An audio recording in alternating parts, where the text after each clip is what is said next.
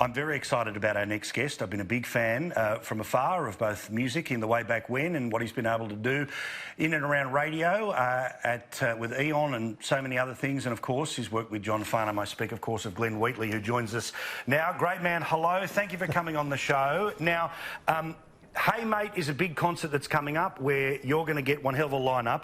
Tell us who's going to be rolling up to the race course, because it is one hell of a lineup that's going to be there. You know, Farnsey, John Stevens and so many others. Besides John Stevens and Farnham, we've got Darryl Braithwaite, the Black Sorrows, John Williamson, all my exes live in Texas. A lovely little band from Tamworth, and we've got an extraordinary lineup. There's no doubt about it. It's going to be a monster show, and it's hopefully, well, it's for a very good cause. Now, I know it'll end up on TV. I think Channel 9's going to have it on, which is awesome, but we want as many people there as possible. Tell us what happens with every dollar raised out of this.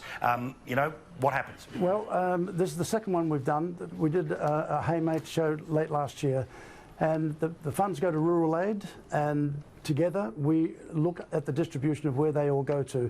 We have a big database of all the farmers that are doing it tough out there, and we make sure that this funds it directly goes to them via hay, water, whether it be counselling, whether it be some food packages, but it goes right to the source of and the heart of where the real problems are, and goodness knows we know there's some serious problems out there. Now, we were talking just for a couple of seconds beforehand, and you told me about what it's like to pay off this kind gesture when monies are raised, and what's it like when you've got you know, some trucks full of hay and you roll into a town? Well, the last drop I did was Moree, and they haven't seen rain up there in that part of the world for many years, and to see the look on those farmers' faces when they saw that bales and bales of hay that we brought in. We brought in 3 double Bs, 3 road trains of hay from Western Australia.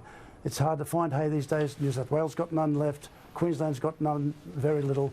So we have to truck it across the Nullarbor, and this mountain of hay at the Moree showgrounds, Paul, there were a couple of farmers that just literally broke down and cried in front of me. They couldn't believe it. They couldn't believe what they're looking at. They're going, well, so we can just take as much as we like of this. And I said, you just load your trucks up with as much as you can put on, guys. It's there for you. That's been paid for by the people of Australia out of the last benefit we did for you, and that's what it's there for. Fantastic. Now, I'd imagine that, you know, you've had to convince people to do plenty of things over plenty of years, always in their career interests, of course. But let's help me out here. How far into the sentence do you get when you're trying to get performers to appear at a thing like this? Well, in the case of John Farnham, I didn't even get through the first sentence. I mean, he is in 100 miles an hour for this. He is sympathetic to the guys in the bush. He's got friends that are farmers. He knows the troubles that they've got. And every one of them, John Stevens, I mean, Darryl Braithwaite, they've just written me the loveliest letters. John Williamson, they've all been there. They've all seen this thing firsthand. And some of the stories, again, from the farmers, again, at Moree, I mean, they're telling me how they're hand-feeding their cattle a mixture of porridge and pasta because they can't afford the hay.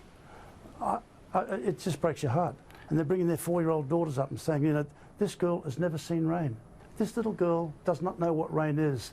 Right. It's heartbreaking stuff, and they're going through it really bad times, and some of them can't see the way out, and some of them take, you know, the desperate measures to try and sort their problems out. But this concert is all about letting them know that we're supporting them, that we're behind them, that we're going to make sure that they're going to get through this patch, and we're going to make sure that the money goes to them and quickly. I mean, there's a lot of promises sometimes from the government that they're just a little bit slow in my view. They're promising big cash for 2020.